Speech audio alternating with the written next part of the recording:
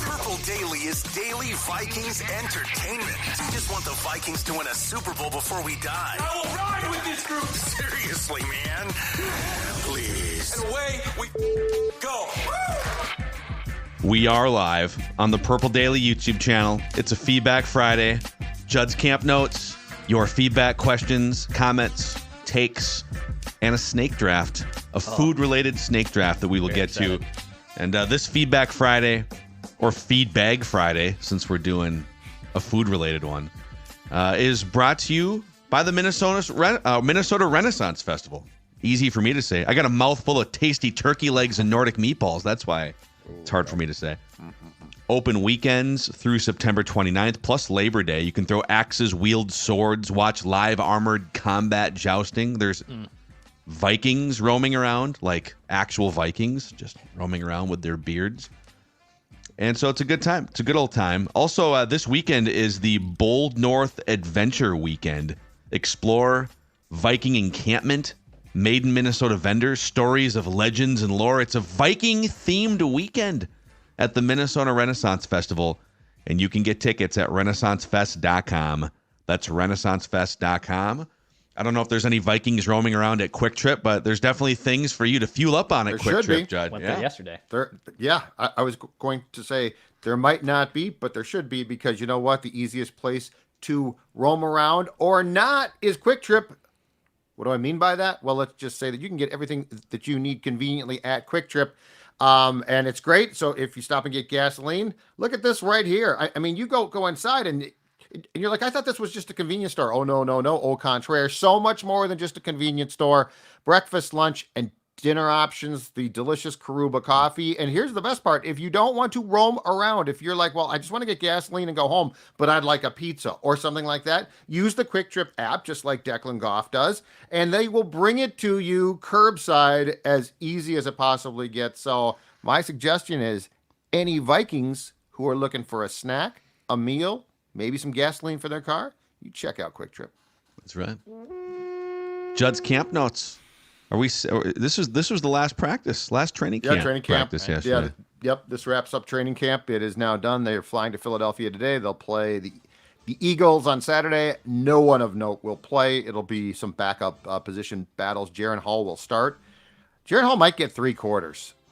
Matt Corral's going to play. I don't know exactly when, but I mean, he's not going to make the team. He is basically in practice not taking snaps. So this is going to be the Jaren Hall game.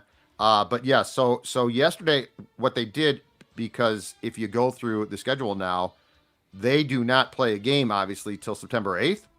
So what we're going to have here is the preseason game. I think a few days off for players starting on Sunday. Cuts are Tuesday. So we're not going to have practices through then. So they probably will reconvene and do some light work at some point next week with the 53, but they're not going to really do much until they start preparations for the Giants the following week. And so what they did yesterday was they had what I would call a scrimmage that was situational in nature. So it's not like but you run the clock, you do situations, you take a halftime to get the guys used to a halftime. But their goal was to get the starters work and to tire them out as much as possible because of the layoff coming up. So I do have some camp notes. Okay. Real quick to answer this question here, Charles Gale says, why aren't you guys live at the fair? This is week. We will be live at the fair tomorrow morning. It's called Carousel Park, right? The Carousel Park stage. Yeah. It's like Dan Patch Road. Yeah, I think I saw Dan Patch stage or something. Yeah. I thought the same thing, and then it looks they might have changed the name of the stage. It's by there's the Overlook Bridge, and there's a huge area with benches and stuff. 10:15 tomorrow morning, Saturday morning, we will be hanging out, talking Vikings, and meeting listeners. Come on out, bring the family. I'll be roaming around tonight, so I just might sleep at the fair because I'll be back within like 12 hours. So I just might sleep. I'll go sleep at the cattle or something. I don't know. We'll figure out a place to sleep. I don't know where to go. Maybe the booth. I'm not sure yet. The gigantic pig is that gigantic? What's the one? The Miracle of Birth Center. I don't go in there. Birth Center or I don't go in there. I can't do that. I walk. I can't do that at all. It's like a crime scene in there. Yeah, and plus That's you walk by there and it reeks. I'm not into that one at all. I'm sorry. Yeah, come hang out with us Saturday, tomorrow, 10:15 on the Carousel Park stage. We'll be talking Vikings, and we'll have an open mic. So, yeah, come see the sports dad and get the last drops out of Judd's camp notes. So let's do Judd's camp notes here. So these notes, some are off of the practice yesterday, and some are more big picture. Okay. And by the way, all of these camp notes, as I told Declan, can be found at judzolga@substack.com. I wrote about this. I wrote about these camp notes, but I'm going to give them to you right now. And the first one is the practice yesterday, and it was this. Okay, so let me set the scene. First of all, it's rainy. It started to pour at the end, but it was rainy throughout the practice. The grass was wet, so far from ideal conditions for the offense. However, in watching the defense against the offense, the defense looked really good again. Like they're going to be good. I don't know if I wouldn't say that they're going to be great, but they're going to be good. I think they're going to be improved. Now the catch of this is this continues a theme. Sam Darnold, sort of a rough day yesterday. And the ball was wet. There were some things, but here's my concern in watching him in live reps, bullets flying. Now, he obviously can't be hit. He can't be sacked because he's wearing a red jersey. But my concern is it feels like when the pressure gets on him, he sort of panics at times. And my only observation is I wonder, and, Kirk talked about this, I wonder if in trying to run an offense that Kirk said it took him time to learn. Like, it doesn't feel like things are firing in Sam's brain. Now, if he just makes the play, he's fine. Can throw a nice deep ball. But I'm saying when it's breaking down, the fur is flying, right? And now the pocket is muddy. Things are starting to break down. Saw some very questionable, check down passes, which weren't great. Some frustration there. So Sam Darnold, to me, remains the great unknown when they play the Giants, who, by the way, should have a very good pass rush. They traded for what? Brian Burns from the Panthers. They've got some nice frontline guys to put pressure on Darnold. That, to me, is, as I wrote, the biggest X factor. What are we going to see? And how much can Kevin O'Connell try to control the situation? Because you can't completely, but can you help Darnold, especially early on, as it's clear he's processing? So what is after watching all these practices and a little bit of preseason, I guess, what is your level of confidence that Darnold can come out and, I don't know, can they score 21, 24 points a game offensively? I mean, he's got weapons all over the place. I feel like if conditions are pretty good, he's fine. If the line conditions being the conditions around him, like if the line is playing well, if the line is and if he can make, if he can make, let's say the first or second play, bang, bang, he's fine. I feel like if things start to break down, you're going to run into a problem. There's also you would think that when all of the conditions are right, that would take pressure off a quarterback. You'd feel like you don't have to save the offense or force things. But in this case, even if conditions are great and protection is solid and the weapons are there, Sam Darnold's playing for his career really as a starter. So I wonder if there's any inherent pressure that, because he's not, he's kind of I don't know if he's quiet, but he's definitely seems more like just introverted, reserved, and yes, I don't know what's going on inside that noggin of his going into the most important season of his professional life in 2024. Yeah, I don't think even, obviously he was fourth overall pick in the draft. I don't think anyone's really ever questioned necessarily his physical tools of a quarterback. I think his limitations has all come from the mental side and just his surroundings, like Judd is saying, awareness. That's been what's preventing him from obviously living up and more trending towards being a first-round bust than obviously living up to being a fourth overall pick. But if his head game's in there, and we can unlock that part, and Kevin O'Connell's a good hand holder for that. But that's been the biggest thing that's probably has prevented Sam from obviously living up to his potential. The biggest thing physically for him, or in terms of numbers, and his accuracy rate and his completion percentage has always been below average. Is that what he's been great on the deep balls where, hey, just throw it up there and let Jordan Addison or Josh Deverson run underneath. But Yep. And I know you're not sitting you don't have Judd's Camp Notes doesn't have a completion percentage for all of the 11-on-11 reps, although we could probably dig through the raw notes and come up with something close. Do you sense that completion percentage and accuracy in this system with these weapons has been a problem for him over the last month? So here's what's weird about that question. It depends on the practice. It literally, like at the start, the timing with Jefferson, I would classify it as lousy. It improved a lot. And he had some, you saw him, Phil, he had some good practices. No. So like it depends on the practice. It depends. But the other problem too is we don't know like what defensive looks that Flores, because he likes to mix things up. Certain defensive looks look like they threw Sam off.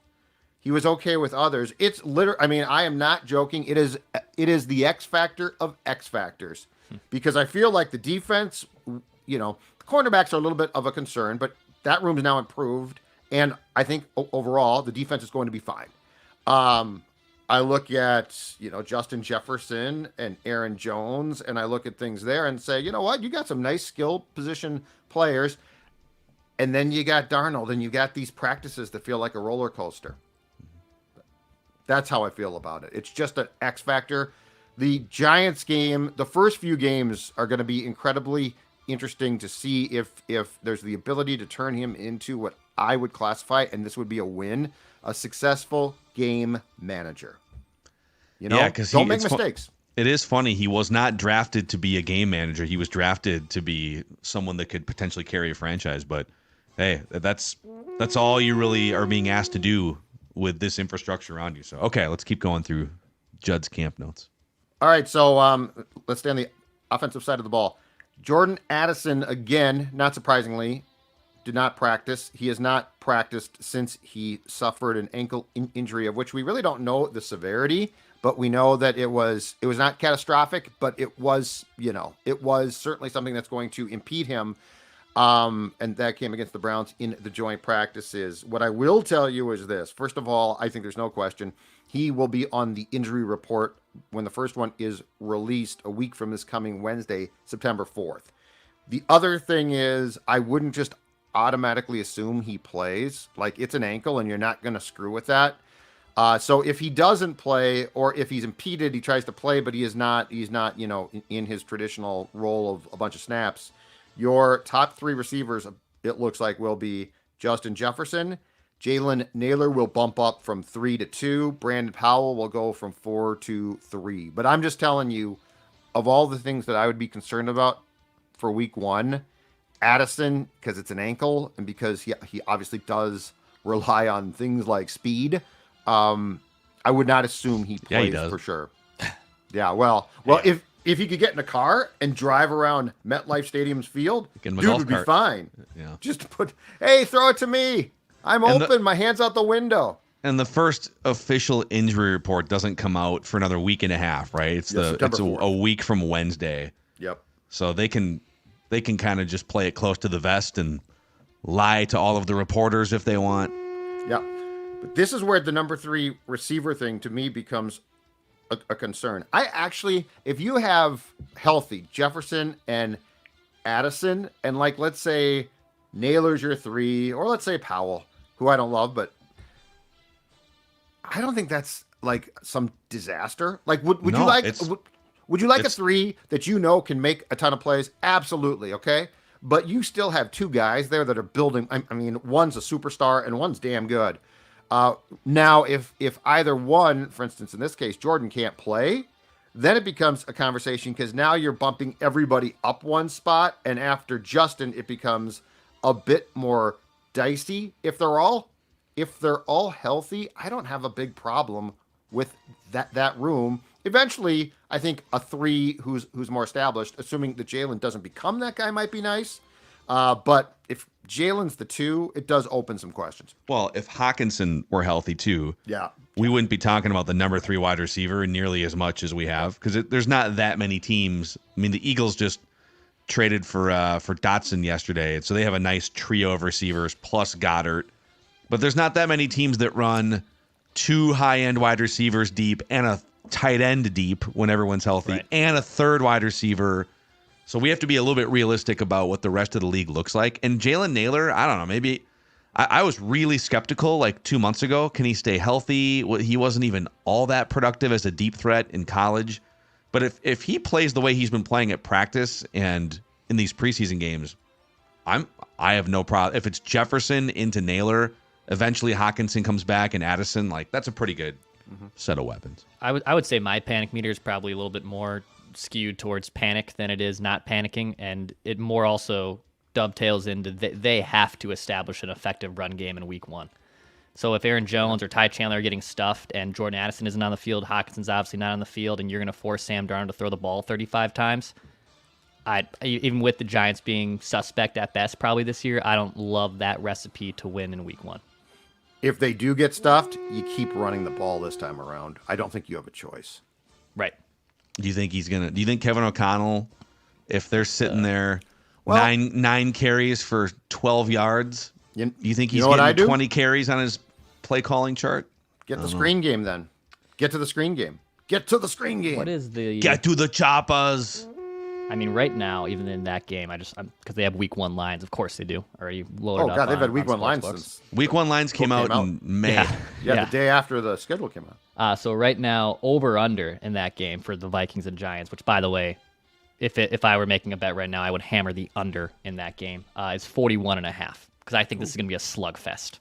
I think this is going to be a 16-13. Yeah. Oh, yeah. I don't see Daniel Jones leading the Giants to much more than 16 or 17 points. I think that there might be a chance that you get at least one defense with a touchdown. Right, or a special team Oh, or yeah. something. Yeah. Yeah. Oh, yeah. Like If you're ranking, Darnold pick taken back or a Jones, there's rookie quarterbacks going to be starting. But if you take away rookie quarterbacks, this is the game that's most likely to lead to a pick six or like a sack in the end zone for a safety or something. Only Panthers and Saints have a smaller over-under in week 1 than this game. God, Panthers and Saints. Yeah. All right. That one, 39.5? Yeah. You have that? Is 40. it? That's 40. 40? Okay. Yeah. Boy. Speaking of the aforementioned tight end, TJ Hockenson, who has been working out all camp, side field, not taking part. He's currently on the PUP list. I'm going to predict that he's going to be one of 2 guys placed on IR to start the season. And the rule has changed. It used to be, before this year, it was you had to set your 53, and then at the day after that, you could cut a guy, RI a guy on the active roster. The rule now is on the day that the cutdowns are done, IR can be used just arbitrarily for 2 guys with the ability to return. I think Hockenson gets that. Now the question is, and O'Connell was asked about this in his press conference yesterday, the question is, he looks pretty good. Like, where are things? Because there is literally, that we know of, no timeline. Like the Vikings, I think, have said that they have one, but they're not sharing it. So I did some digging on possibilities here because he does look good. He's doing some cutting. He's been, I guess, according to O'Connell, in obviously all of the off the field stuff that you could possibly do as far as game planning ideas and things like that. So if he's placed on IR, which I think he's going to be, he has to miss the first 4 games, which I think is a given, right? Like we don't expect him back. Now, what's interesting about that is game number 5 is the October 6th game against the Jets in London. Mm-hmm. So do you bring him back for that game? 2 concerns there. One is the travel. The second one is those fields have been notoriously not good. There have been trouble with those fields in particular. Sorry. You don't have to bring him back game 5, right? He just has to sit out at least 4. Correct. So then the question is, after the Jets game, you come back and get a bye week. Now you would have the ability to sit him until week 7 when the Vikings play host to the Lions, his former team and the team that hurt him, at US Bank Stadium. So I think sanity prevails here. I think they're going to be very smart. I don't think they're going to take him on the trip, despite the fact that he would be eligible to play against the Jets. I think they're going to take advantage of the bye week, and I think we see him again against the Lions. So to be clear on this, because it is a little confusing, there's the season-long IR, right? Yes. Which is where J.J. McCarthy is stashed. If you're placed on IR today, your season is done. Over. So J.J. McCarthy, Dunzo. There's no, even if Najee you can Thompson. practice in December, it's Najee Thompson, done season, right? I like Dunzo. So you get then for the guys that are kind of in question right now, like Jordan Addison, Hockenson's in question only because he's not on season-long IR. And then, Gabriel Murphy, the UDFA, and then Dalton Reisner's in this discussion. Yep. You only get 2 slots IR where you can bring them back after 4 weeks, like part-time IR. Yes, on cutdown day. Now you can bring guys back, like if a guy gets hurt in week 2, that rule has changed, so he can be IR. This season's not done. He can come back. But on Tuesday, when the rosters go from 90 to 53, you now have 2 slots to put guys on IR with eligibility to return. Right. So they might have to make a decision then. Let's say they don't. With Gabriel Murphy, my guess is you could sneak him out of the practice squad because there's no film out there and he's been hurt for 3 weeks, right? Yeah. But like if you felt, hey, Reisner, not the greatest situation here, but he still wants to be here. He's just been banged up, and we could really use him at some point for depth. You could put him on. Yep. You could also just be done with him if you wanted to. Sure, but your point is right. You could say, like, you basically got 2 free spots. Hockenson's one of them for sure, I think. Yeah. The question is, like, is it Reisner? So I think he comes back week 7 against Detroit. All right, back to the defense. I told you that they look good flying around. I think that they are. I think certainly in practice we see a lot more of what the ideas are than we do in games, in part because in these preseason games the starters for the most part aren't playing. Worth noting, there might be a decision, provided health maintains, there might be a decision to be made here on as far as personnel usage in week 1. All right, Stephon Gilmore, not surprisingly, already getting first team reps. I believe he was at left cornerback. Now, they'll be in nickel a ton, which means it's going to be, I think, Griffin and Gilmore on the boundaries, Byron Murphy Jr. inside. When they're not in nickel, the question is it going to be Murphy and Gilmore or Griffin and Gilmore? They were sort of playing with that yesterday. So I don't think it's a done deal. I think they like Murphy more. So my guess is if they're going to use 2 corners, Murphy stays outside, Gilmore outside, but it's at least a competition because they definitely are trying to mix and match there. And I think they're trying to see on Griffin in particular, who again is not coming off a good year. All right. So he's not the guy that he was 4 years back. I think they're also trying to determine where that hamstring is. Now, the good news was on a wet field yesterday, he practiced. So clearly they're confident that he is completely recovered. But just something to keep an eye on is I think the only certainty that I can tell you is I think Gilmore runs with the first team no matter what. Yeah, that would make sense. I think your instinct about them liking Murphy better, think about it. He was a premier free agent signing for them a couple years ago. He's the youngest of the bunch. PFF has not loved him in his career, but the one strength that they do highlight for him is single coverage, which in Brian Flores' system, there's a lot of times where you're sending 2 or 3 extra, not 3 always, but like you're sending 5 or 6 off the line of scrimmage and you're stuck in single coverage on the back end. So, and Griffin missing all that time, I think you're probably right. Murphy probably gets starter snaps even in the non-nickel situations, but we'll see. They're playing their cards very close to the vest. Very close.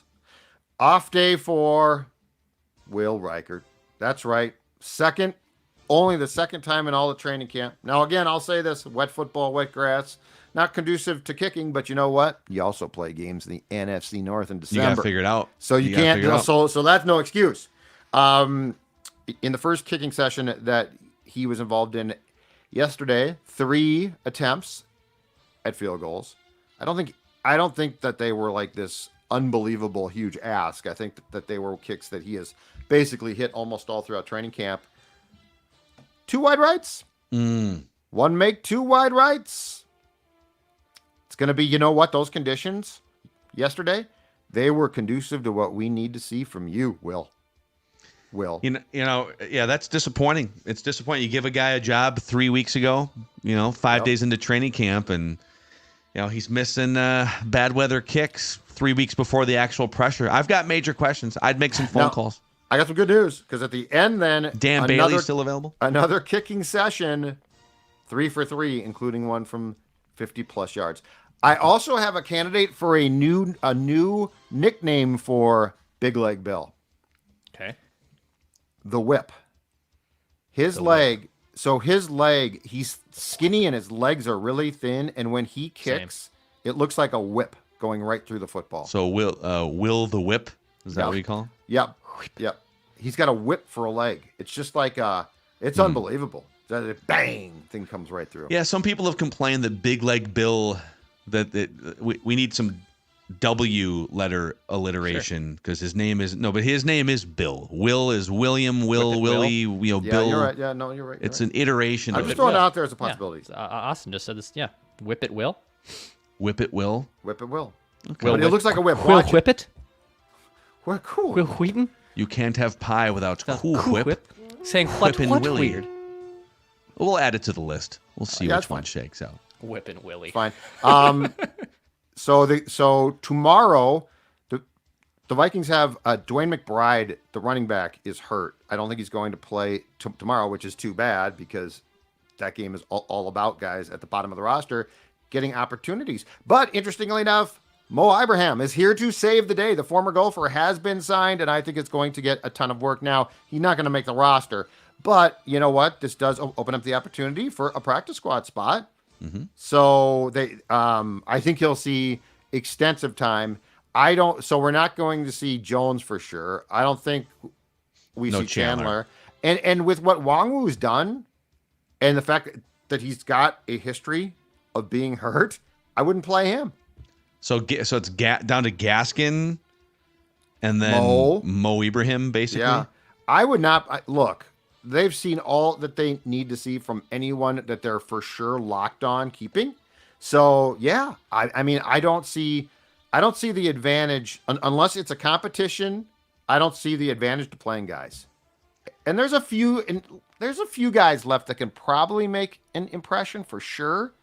But I mean, it is definitely guys towards the very bottom of the roster. And I would predict it's some guys who will make the 53, but certainly in week 1 will not be active on game day. So there's going to be some of the lower draft picks, like Levi Drake Rodriguez plays in this game, right? Oh, yeah. The Richter, the Michael Juergens, Bo Richters of the world. Okay. Yes. So, yes, they will play, but I'd say Naylor, Wangwu, you made the team. Don't risk it. Yeah. Don't play. Don't go stepping in the wrong area, twisting your ankle. So those are my camp notes. Final training camp practice. Practice is now watching stretching, individual drills, see ya bye. So the last edition of Judd's Camp Notes. Kind of, because Judd's Camp Notes will continue on Sunday. Judd's preseason game 3 notes. We will jump on Sunday morning. But don't forget, we talked about this. The major focus will be 4.0 53-man roster. So are we doing that Sunday, did we say? You asked to do it Sunday. Okay. In fact, I've been working on it all week. They've been cutting guys. I've had to add guys that they have, and then I have to cut them. Yeah. And I'll tell you right now, I have been major vacillation on the quarterback position.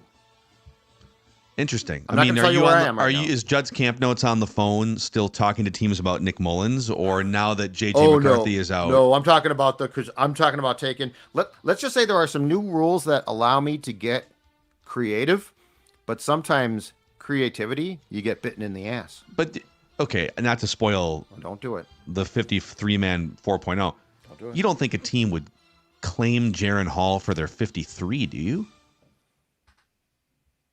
I choose not to answer that. Okay. I take the 5th. I assert my 5th right amendment here. Okay. So bravo, Judd's Camp Notes for the last month, keeping you guys informed. Judd's Camp Notes even going back to minicamp and OTAs back in May and June. We're always going to have those memories. Yep. And Camp Notes, talk about overcoming obstacles. Broken window for 2 weeks because my folks couldn't replace it. And then flat tire. Dude. PSI of 1. And I drove out there on that small. I risked my life for you people. Do you not like, because I did this the other day. We were driving to the cabin, I don't know, 3 weeks ago. And before we left, I looked and I was like, Kelsey, that tire is significantly low. And it was like at 22. It wasn't at 1. But it was like low enough, even my dumb eye, who doesn't know jack bleep about cars, is like, I think we need to fill that up. And luckily we filled it up before we hit the road. But did you not look at your tires? The freeway with a PSI of 1? No, I took the car to the garage. They replaced, they fixed the tire while I was taking my camp notes. They put the spare tire on, and I went 494 on a spare tire. I'm going to tell you right now, they advise against that. Yeah, you don't. So I'm going 60 on a spare tire. Yeah, you don't do it. You know what? This is football season. And your window was your window still out too? No, it finally got fixed. It took 2 weeks to get a replacement window. I missed a couple days of the show. How can it take 2 weeks to get loose? How can it take 2 weeks to get a replacement window? I saw a lot of people in the comment section saying, dude, why don't you just like replace these things yourself? Well, he's the sports dad. Judd's camp notes. You think he has time for mechanical things? He's here delivering football information. I will accept that my ineptitude completely. Like, I can't even change a tire. So, like, that mock me, okay? But if you... we were mocked for that, by the way. Yeah. A lot. Yeah. No, that's fair. That is fair. But if anyone says replace the window, what are you talking about? No, I think you're right about the window. I have no idea. I mean, I wouldn't even know where to start. Isn't it a safety thing too? Like you have to calibrate that. That's not like just sliding in a flipping glass window in your house. I put a towel on it for a while. Yeah, you can do that too. I scotch taped a towel for as Lucas says, he's the sports dad. He's not a real life dad. Exactly right. I play this part. I play this character. Okay. So you're telling me that if you had some drywall issues in your home, you'd probably want to call KS Drywall. You wouldn't want to call the sports dad. Great guys, too. Plaster repair, popcorn ceiling texture removal, interior painting services. KS Drywall services the greater Twin Cities Metro and western Wisconsin. Great, professional, courteous crew. They're not going to judge you because you made a phone call. In fact, they're going to provide quality craftsmanship. And on that popcorn ceiling thing, which the sports dad has in his home, I know he has admitted that. Yep. If you plan to sell your home at some point, you know, from a style standpoint, it's kind of an old 1950s through 1970s, 80s style thing. There could also be some potential safety and cleanliness issues with it. Just call KS Drywall. They will get rid of the popcorn ceiling for your resale. They can handle anything from new construction to small emergency repairs. Head to ksdrywall.com for a free estimate. ksdrywall.com. Tell them Purple Daily sent you in. You can also find them on Facebook, Instagram, and YouTube. And I'm guessing you're probably not calling the sports dad if you need a lawyer. You should call Nicolay Law instead. Oh, Russ. Call Russ, not me. Call Russ. Yeah. Call Russell Nicolay, the exclusive personal injury law firm of Purple Daily, Nicolay Law. And they're here to help you get the compensation you deserve after an accident. Oh, maybe you were driving around and a lunatic with a spare tire is careening back and forth. It flew off his car. But he's still going. Maybe you should call Nicolay Law at 1-855-NICOLAY or nicolaylaw.com. Get Minnesota's local award-winning injury lawyers, Nicolay Law. Oh, that got me. That was great. I'm getting killed in the comments, by the way. The spare tire thing, I'm getting absolutely killed. I'm probably deserve it too. Yeah, you know what though? How many of these spare tire tough guys can go and take accurate notes about the backup offensive line situation and deliver it? Not many of them. Humor and charm. This is why I pay a godly amount for full insurance on my car for roadside assistance. Okay, I will pull over and they will come and do it for me. This is why I do that, and I'm okay with that. Well, I'm totally all right with that. I just saw a note that said that, like, I got to come into my house, Googled how to change a tire, and learned it quicker than going through the process of the fix at the garage. But I don't think you understand my ineptitude. Yeah. like you're saying you did that, and that's awesome. You are great. But, like, my ineptitude, I would get frustrated. I would screw it up. Like, if you want a tire to fly off a car, have me do it. Yeah. Or the damn thing would fall on my foot. I felt super accomplished when I successfully learned how to YouTube and change my cabin air filter, which, by the way, is the easiest process in the world. But they'll charge you $70 for that, and that filter costs $10 at your local auto shop store, and it takes 5 seconds to install. The furnace one? No, I'm talking about a cabin air. My car, a cabin air filter. Oh, okay. I didn't even know what you're talking about. I know nothing about cars. My wife is the man of our house. Yeah, your wives are so lucky, is what they say.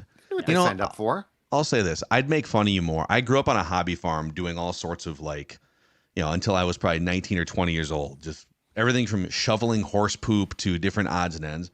I feel like I've forgotten a lot of the handyman work that I knew when I was a teenager or college.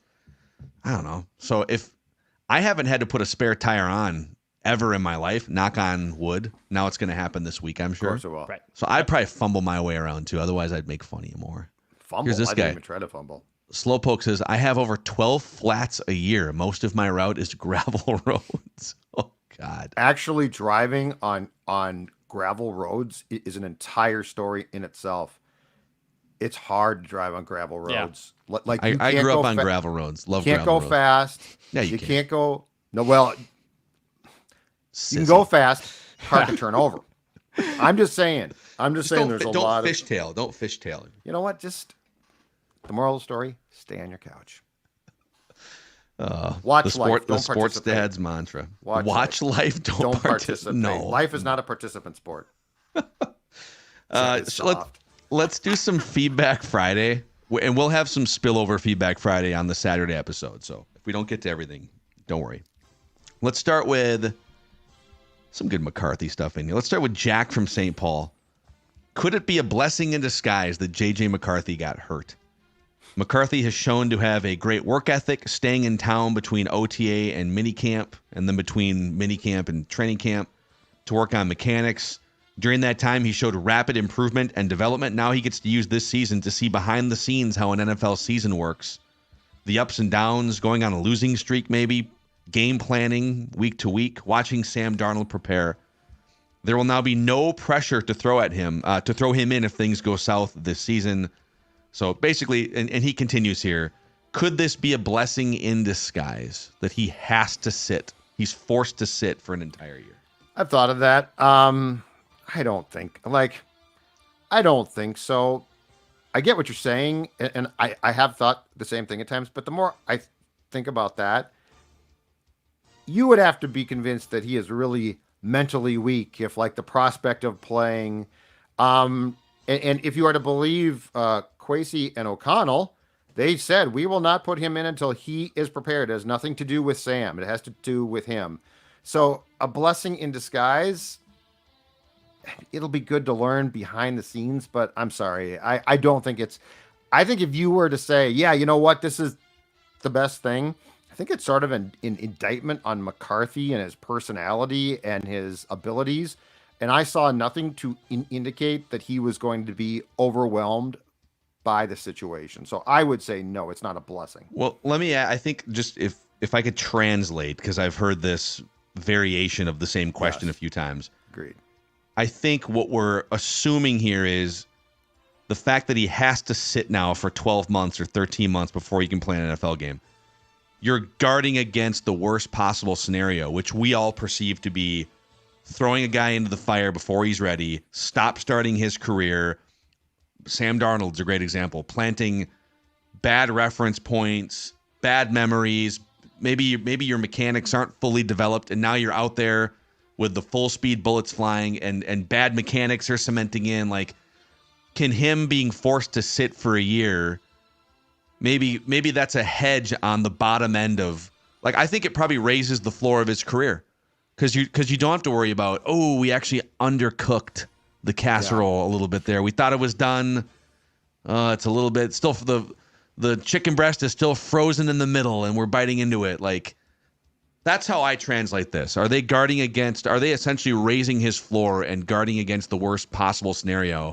Yep. Because he has to sit out for 12 months. I just don't think that between all sides here, because that would mean O'Connell would panic, and he might have. I don't know, but I'm willing to give O'Connell more credit than that right now, and it would also mean that McCarthy would be completely ill prepared. I get the point. And I'm not saying it's totally wrong. I am saying I think in the infrastructure to which McCarthy has been placed, that I think it would have been handled correctly regardless. So I don't think it's a blessing. I also, as we've talked about a lot, don't think it's like the end of the world that he's not going to play this year. And oh my God, now he's set back. I'm not concerned about that either. I will say, the last time the Vikings drafted a quarterback in the first round, stashed him for an entire year, and then put him in year 2, right from week 1, that quarterback led the NFL in touchdown passes, went to the Pro Bowl. The Vikings won 11 games and went to the NFC Championship game. Dante Culpepper. With small hands. And he had very tiny hands. He did fumble about 43 times that season. But, yep. And you might say, yeah, but he had Randy Moss. Cool. J.J. McCarthy has Justin Jefferson. Yeah, exactly. So, yeah. Okay, let's see here. Troy Belcher says, I've been a diehard Michigan fan for a little over 20 years and watched every snap J.J. McCarthy ever took. So imagine my elation when we traded up and drafted him 10th overall, and then my ensuing despair when the news broke that he'd have season-ending knee surgery. I watched him lead men. That's right. Football. That was Jim Harbaugh. They're both leading men. Mm-hmm. I watched him put aside his own feelings about how Harbaugh's system featured him or didn't feature him. Yeah. I watched him remain calm, cool, and collected when Michigan totally abandoned the passing game against Penn State last year and ran the ball 32 straight times because it's what needed to be done to win. He's a winner. Although 2025 can't come soon enough, the wait will be worth it for J.J. McCarthy. Well put. And then here's one more on McCarthy from Rich in Oklahoma. After watching the Monday episode about why Vikings fans should remain optimistic for the season, I have a theory about the doom and gloomers who are ready to throw the season away before it's even begun. These are the J.J. McCarthy super fans. They had convinced themselves only J.J. McCarthy was the key to a successful season. They hate Sam Darnold and do not want to see him start under any circumstance. They watched all the glowing preseason coverage of J.J. McCarthy and convinced themselves he would not only be the week 1 starter, but that he alone would carry the Vikings to greatness. The new Crusaders. And now that they're are these the McCarthy Marauders? Did they switch from Kirk? They just switched from Kirk to J.J. McCarthy? The J.J. Juice Drinkers? I don't know if we have a super cell of McCarthy defenders quite like we did Kirk Cousins, but no. I think a lot of people are just, they got excited about the future, and you tell anyone in 2024 that it delayed gratification, and it's hard for people to handle. But okay, McCarthy Marauders. If that's what they are, then consider me one. I'm a Darnold defender and a McCarthy Marauder all in one. I think there's space for both those things. I'm a wait and seer. Okay. I'm a wait and seer, especially on Sam. Let's see here. Mike, speaking of wait and seers, here's Michael Kometz, a clear wait and seer. He says, is anyone ready to take a look at Bo Nix after trash talking him all spring on this show? As the only quarterback you wouldn't draft in the first round? Just thought it'd be fun for a few people to eat some humble pie after what Bo Nix has done in the preseason. Does Bo Nix deserve an apology for carving it up in the second preseason game? No. He looked good in the preseason against backups. Let's wait and see. Let's slow the roll. He's like 24 years old. He has the most experience of pretty much any quarterback in college history. And, he looks like a mature rookie quarterback. And we'll see if he can do all the things. Now, if he turns out to be Alex Smith, which is kind of the short dink and dunk conservative, I guess that'd be a hit because, you're taking the 6th quarterback off the board or whatever in the first round. But let's wait for one. Yeah, let's not get. Like it's fine to admit that you're impressed by how a quarterback plays in an exhibition game, but as far as apologies go, there have been a lot of guys that have had good exhibition schedule seasons, and then it's like, oh, the season started. Guess what happened? He got absolutely mauled by a first-team defense. Yeah. Okay, let's see here. Gabriel Swanson chimes in here. Guys, daily listener, big fan of the show. We listen to your show going to bed every night. Seriously. I don't know, when do you fall asleep? Is it like 5 minutes into the episode, or do you consume the whole episode? Some people just, will fall asleep, but then claim that, hey, I was still aware of what you talked about, and It was burned into their subconscious. I can't do that. I can't have noise while I'm sleeping. Oh, you're silence only, or like Fan, what do you mean? White noise, but I can't have I can't put like a podcast on. No. And be I'm gonna I can start the bedtime routine with the TV on, but once the eyes start getting heavier, I'm doing the nodding. It's like, okay, that's got to be off. I can't get into a sleep with noise on like that. I'm with Judd. And darkness, as dark as it possibly can be. I don't want any damn light on. Can't stand a light on. White noise machine for the Mackies for sure, and then sometimes maybe even a sleep meditation. Find a little sleep meditation app where they soothing music, and I fall asleep. Yeah. If I'm tired, it's over. Yeah. It's called whiskey for me, but meditation, whatever works for you. Also works for you. Little Buffalo Trace right before bed. So anyways, Gabriel Swanson says, we wanted to reach out and see if it would be at all possible to help spread the message of our GoFundMe for our son, Roman. Roman was born at only 23 weeks and has just finally been sent home from the NICU after spending 5 months there. His medical care is still ongoing and extensive. He's currently on oxygen, feeding tubes, has a shunt in his brain. He's the cutest little guy. We've both taken time off work to manage his crazy appointment and medical care schedule. And members of our family started a GoFundMe to help maintain not only the household, but keep up with the obvious expenses that come in from his special situation. It'd be a huge blessing to our family, and seriously, a thank you to you guys and for everything you do on the show. Except skipping out on half the time to attend weddings. You know who I'm talking about. I'll attach the link. Oh, skipping out half the time I think he's ripping Judd for leaving weddings early. I think that's what that is. Or is he saying Dex goes to Mrs. Shows? Yeah. I think that's what it is. Yeah. Yes. Yeah. Declan's had 17 weddings. Yep. Yeah. So okay. Yes. So I'm just gonna read the GoFundMe link. Okay. Sure. It's a little bit. Maybe we can put this in the description. But if there's anyone out there that would love to help here, a fellow Vikings fan and Purple Daily listener, it's gofund.me/E2692B44. I wish there were like easier GoFundMe where you could just say like gofund.me/whatever, but it's gofund.me/E2692B44 if you want to help the Swanson family and their little guy Roman. So yeah, Gabriel, thanks for the kind words about the show, and best of luck to you guys. Okay, James chimes in, says, Dear Phil, I hope this message finds you in a cavern of despair. Whoa. Not quite.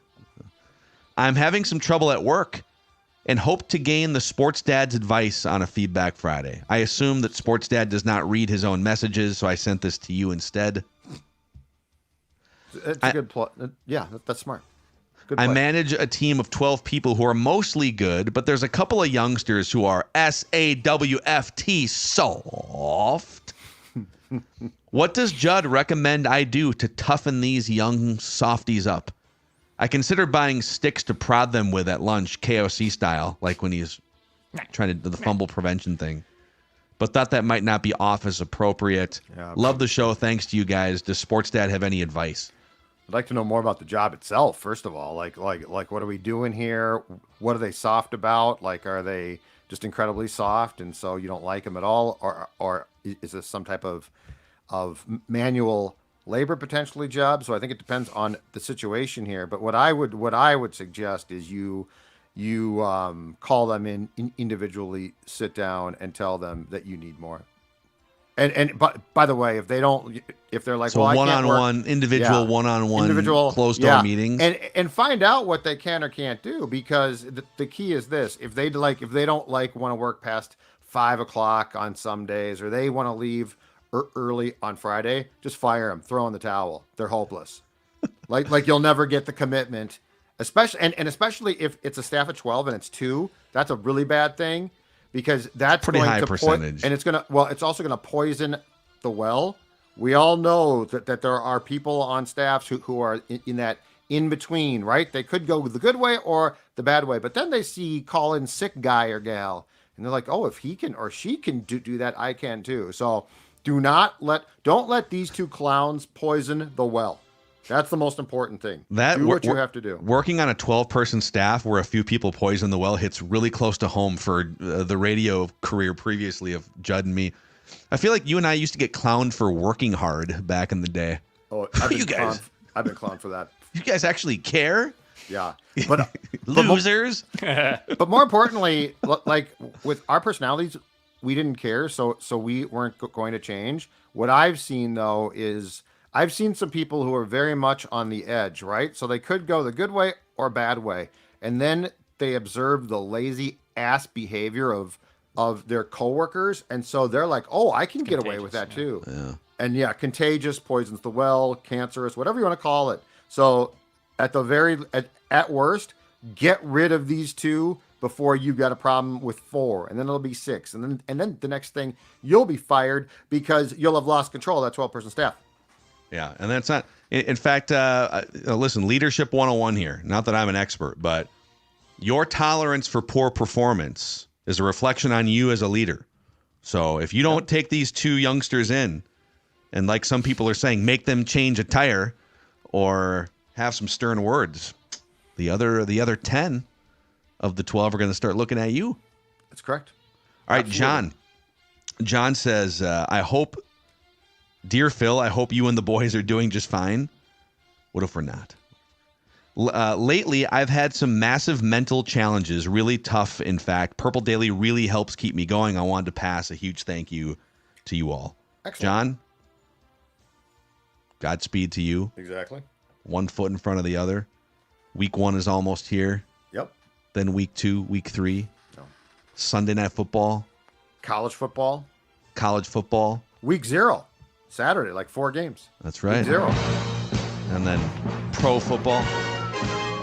And then before we get to the snake draft of the week here, this is just a totally random question from Corey Larson. I think off the Russell Wilson, Mike Tannenbaum. Did you guys talk about that? Briefly. Yeah. With Doogie. Okay. Yeah. Yeah, Mike Tannenbaum, former Thor. GM, said, I would. Thor Thor? ripped him. Yeah, Thor ripped Tannenbaum. Okay. Yeah, he said Russell Wilson should be a Viking. Corey Larson says, will Russell Wilson be in the Hall of Fame? Really good question. Really good question. I think yes. I think he will be. One reason why, and this is not fair, but it's the politics. You know, he always, I think, crafted himself with the people that are going to vote very carefully. The media? Yeah. The media. He crafted himself very, very well. He built up so I think the answer, he's got the ring. I think the answer is yes. It's like it was a no-brainer lock after he left Seattle, and he thought, boy, if he can just have a couple more good years. Yep. But it's been such a train wreck the last 2 years. Yep. If he train wrecks again this year with a different organization, I don't think it's a no-brainer anymore because he only has the 1 Super Bowl win. Yeah. He would be better off walking away right now. Well, he's another guy that would have been kind of like Joe Mauer before playing first base and batting .260 every year. He would have been better off just leaving after Seattle, just being done. Yep. And everyone would have remembered him fondly. But he could still sort of try to blame Sean Payton. Yeah. For the disintegration. Yeah. But if he can't play now, that's nobody's fault but his own. No. I'm just saying, he falls into the Zolgadian. Just walk away, dude. No one needs to see you grinding. I don't need to see. Yeah, I don't need to see you look like a joke when you were really good at one time. Kind of like Joey Votto. Did you see his pressers yesterday? Yeah. I love that guy. He was just like, I can't play anymore. I'm too slow. I can't hit. I don't want to be remembered as the guy that stuck around too long either, which I respected. Self-awareness off the charts from that guy. Oh yeah. Wasn't he? He was in the Blue Jays minor league system, right? And so I appreciate too. He has a very clean major league. The only team he's ever played for is Cincinnati. Do you want to have 40 random at bats on your career resume where you batted 150 for the Blue Jays, or do you want to just end it with the Reds being the only? And the team Blue Jays suck. So what's the point? Exactly. Totally. Are you guys ready to snake draft? Let's do it. Let's do it. This week's snake draft comes from Michael L. via the feedback. He sent us a bunch of you have sent us great ideas, and we have probably 50 of them stashed. But keep the snake draft ideas coming, and we'll stash them. He wants us to rank pizza toppings or pizza types. And I will just sort of reform this to be, we're going to rank and draft pizzas and all types of styles and toppings and whatever, all of them are on the table. So if we reach some sort of controversy or duplicate, we can debate it. But the draft order for this, Judd, you are scheduled to get the number 1 overall pick. It's a 3-round snake draft. So Judd, Declan, I get the last pick, and then the first pick in the second round, back to Declan, Judd, and then Judd, Declan, me to round out the 3-round snake draft. Are you guys ready? I am indeed. In fact, I was doing some prep this morning once I saw this as the topic. Were you eating pizza this morning or just researching I pizza? love some cold pizza in my refrigerator right now. Oh, God, that'd be fantastic. Cold pizza's great. I love cold pizza. Mm-hmm. I like day after pizza, I think, more sometimes than fresh out of the oven pizza. I love a good be an slice of option. cold pizza. Yeah. I love All it. of these, like, That's a pick. Get as creative as you want to with this. Yep. Well, that's a good one, and I might come back to it, but I'm actually going to start off with a type of pizza. In fact, the type of pizza that might be, that might be available at some of the best joints here. I'm going to start off with the Neapolitan pizza. Okay. Tomatoes, Oh, garlic, okay. oregano, extra virgin oil. I was going through today to try and, because there are certain styles of pizzas I love. And I will say this, my theme for almost everything is going to be a thin crust too. So you'll want to specify. I mean, Neapolitan pizza is right. thin crust by nature. But I'm just saying, you guys take your Chicago pizza, your deep dish Right. pizzas. I'm sure some people love that. That's awesome. But that's not what I like. Yeah, we're a big punch pizza family, and they're Neapolitan style. Love us. So. There used to be a place. There was a punch pizza next to a Nia, like a Pizza Nia in Northeast Minneapolis, just competing on the same block for a number of years. Those were the years. Just a Neapolitan pizza rage in Northeast Minneapolis. All right, Declan is on the clock. All right, give me the New York slice. Love me a New York slice style pizza. Big old style pizza. Love that. Fold it. I fold a little bit fold. at the start, but not. You got to near fold the back to even. Yeah, you got to. Yeah. You got to fold it to start. But love the fold. Afterwards, I won't. But I mean, just a big old slice of New York pizza, dude. Is there Can't like beat a it. topping style we can add to this? Because you're like monopolizing an entire genre of pizza here.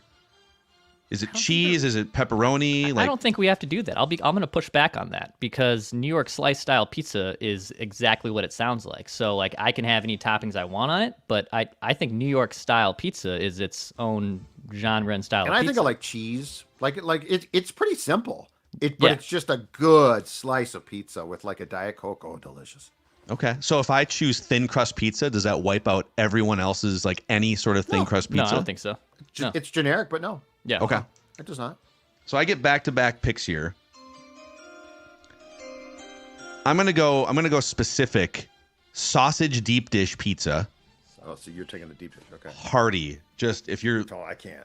I can probably only eat like a piece and a half of it, and then That's why I don't want it. you take it home. I'm with Declan on this. It's like a casserole, but we're gonna go It is. sausage deep dish. That's a great call. It is a casserole. And then we're going to go, so many options here. We're going to go Minnesota style, so square cut supreme pizza. Oh yeah, that's good. Ooh. So all That I'm of on the, board with. all of the toppings Yep. in a Minnesota style square cut. I love the square cut. You start with the good. little tiny, the four tiny Savoy. corners, Oh, Red 100%. Savoy. And you and can then you like kind of work your way around. devour a whole one too with Oh, no yeah. problem. Oh yeah. That's a great call. Yeah, so it's and I like when you order online different places when they give you the option to cut it in squares too. There's just something, I don't know, I something love more squares. poundable about the squares. There it is. Back to All right, Dex. back to me.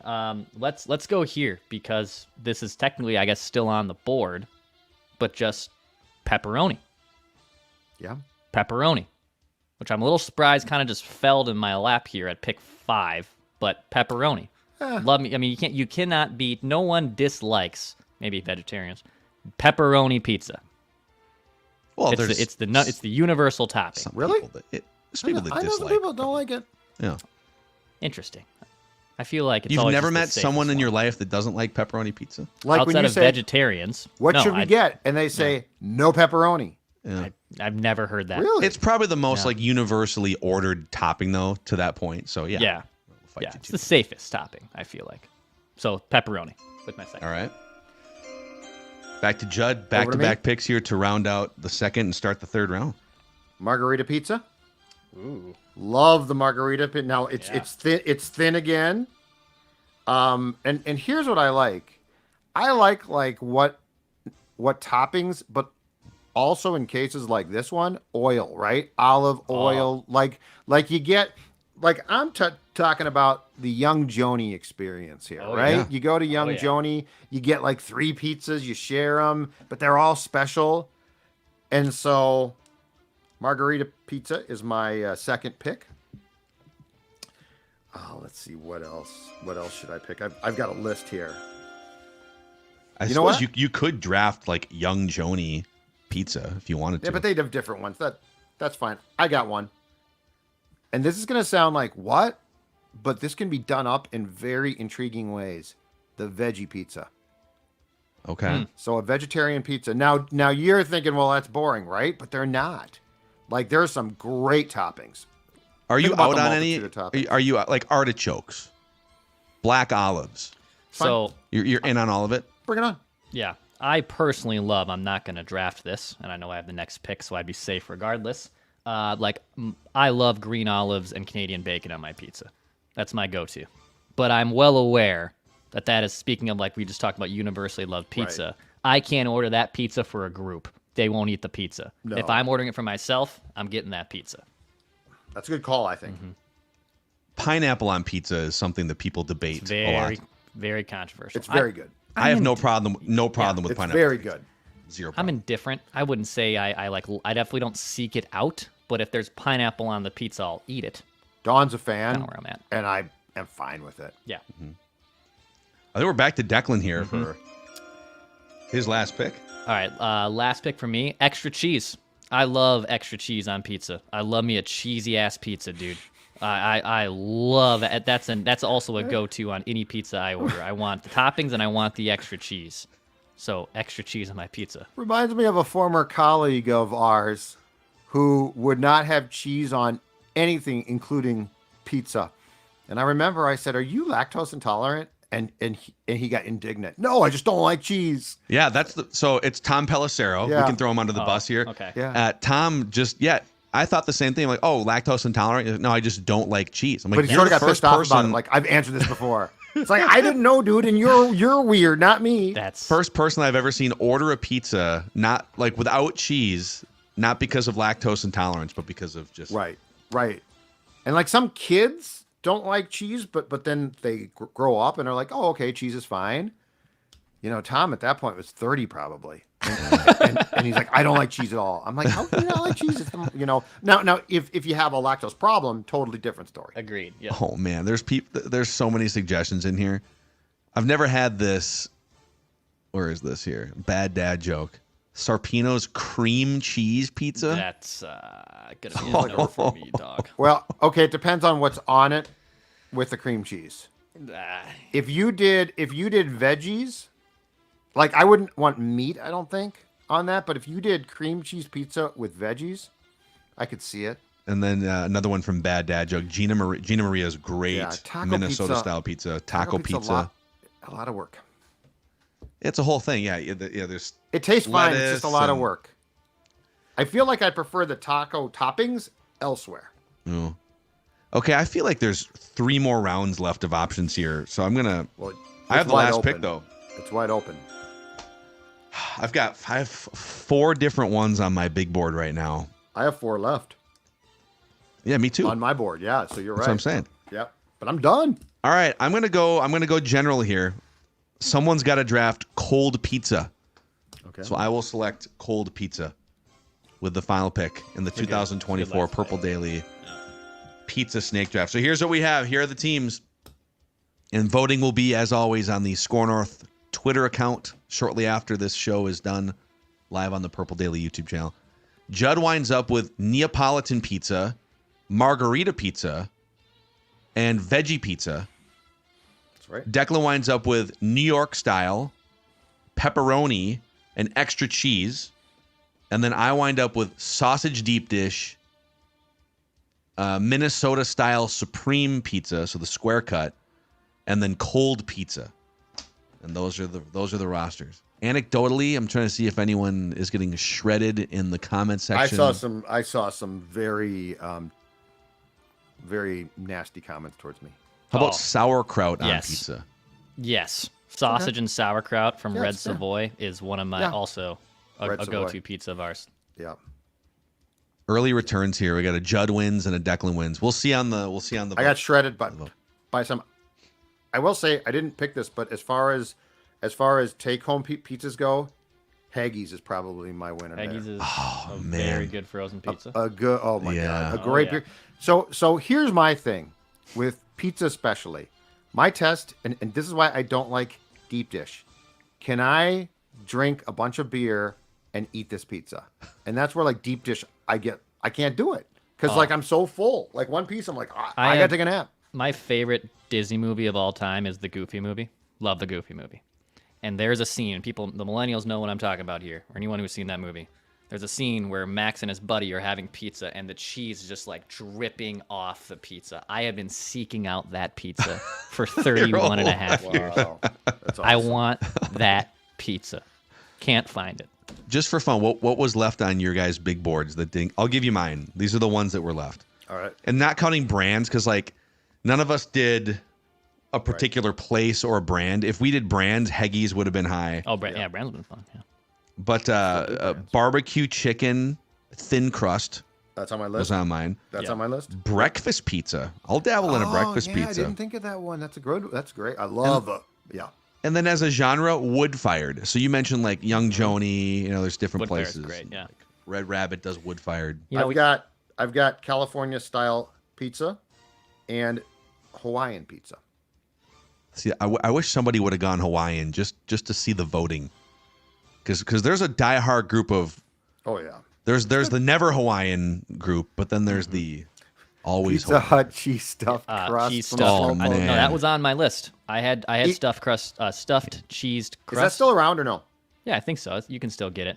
Also, Eat it backwards. a style. I don't even know if we can include this as a style, but drunk pizza. I mean, Oh yeah. Oh I've drunk pizza is also. yeah, I think you could have drafted drunk. Yeah, but I think we pizza. could have drafted that. I had it on my list as well. It's just drunk pizza. Coming The home amount of times. Can't tell you after the amount of bar times close. I've done Yeah, drunk pizza. exactly. Oh my god. And you wake up the next day and you're like, oh my god, I just basically ate a whole pizza. And now back to the treadmill, I guess. All right, there's the snake draft, the pizza snake draft. At some point, we got to do a state fair food snake draft. Maybe we do that tomorrow at the state fair. Oh, dude, great idea. Look at that. We could do it at the state fair. Yeah. We could even welcome some other listeners on. We could do like I think we the should three do of that. us plus a handful of people that are live on site. It'd be kind of fun.